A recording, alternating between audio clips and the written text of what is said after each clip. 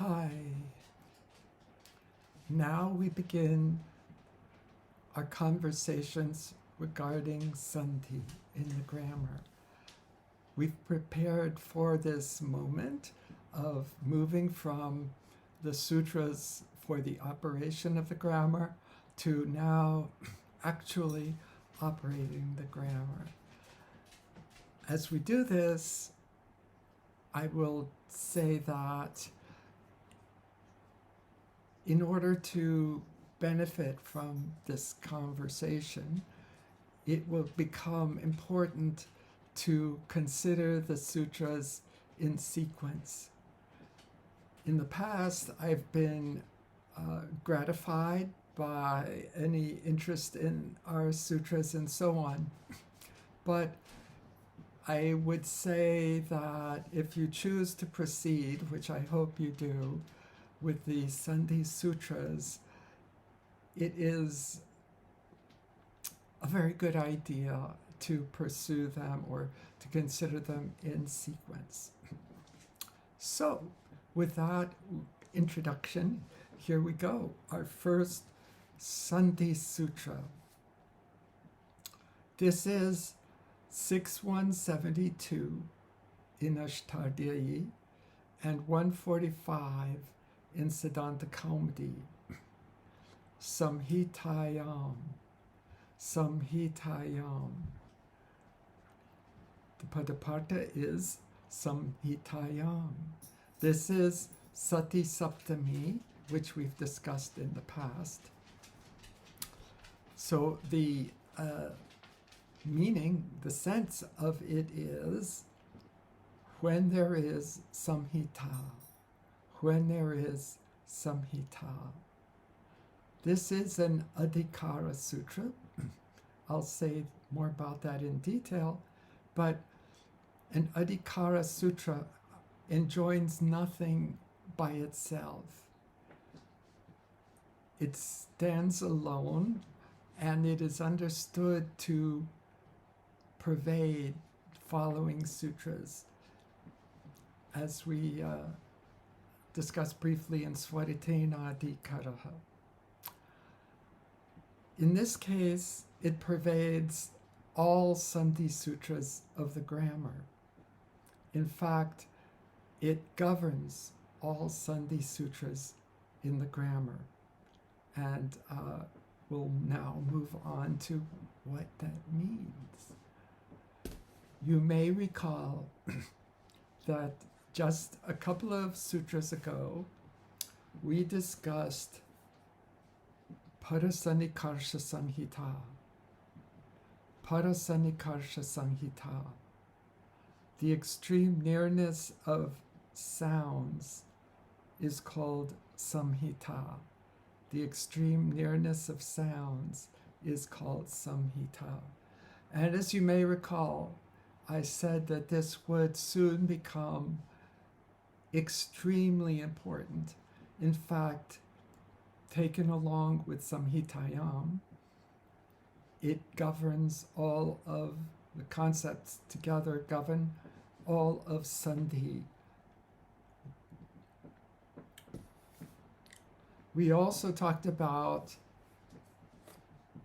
Viramovasanam. Viramovasanam. Cessation of speech is called avasana. Cessation of speech is called avasana. Now, this is going to be important by implication.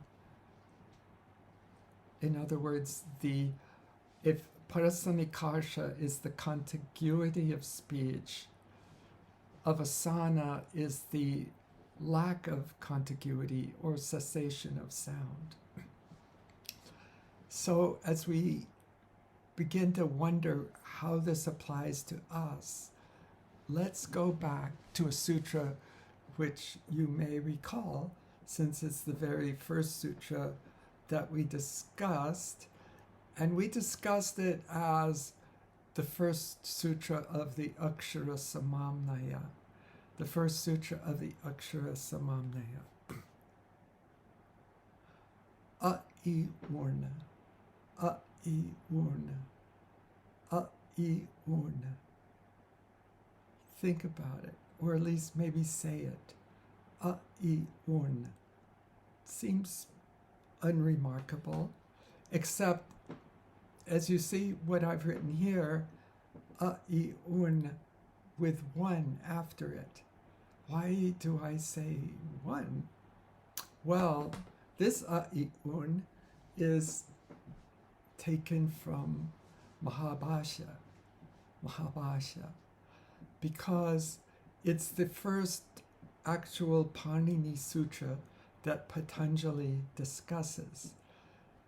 And he discusses it in great detail. Before he gets here, he's had a lot to say about words and language and meaning and so on, all enormously interesting and significant. But this is the first sutra of the grammar that he discusses, and he numbers it one. He calls it Panini's first sutra. So he doesn't get all caught up in whether or not Akshara Samamnaya was written by Panini, or he just says, yeah, this is the first one. Now why, and he spends a lot of time on this sutra. Why is that, and why do we care? Well, for one thing, in the past, we've talked about, in several contexts,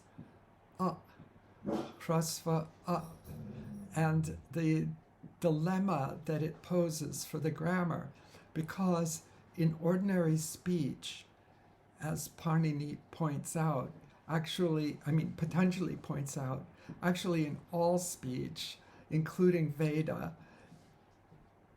hrasva is always pronounced which is samvritam, as you may recall, samvritam, closed. The problem is that the rest of the ahs, starting with dirgha and so on, are all vivritam, are all open. So if the grammar begins with hrasva as a closed sound, then all sorts of things aren't going to work, because tuyasya prayatnam savarnam, those with the same place and effort, internal effort of articulation, are savarnas.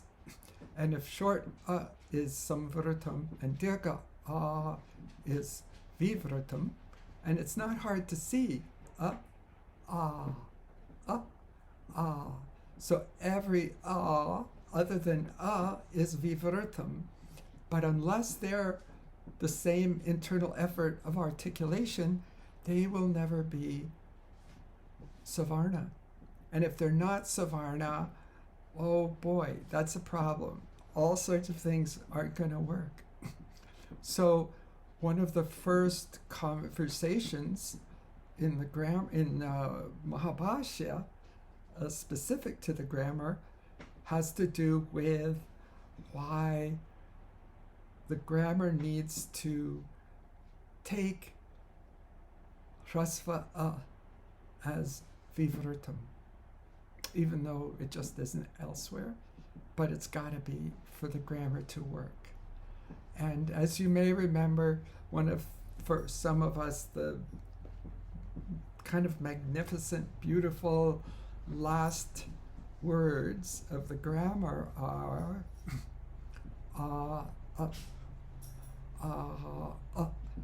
which is to say, what has been vivritam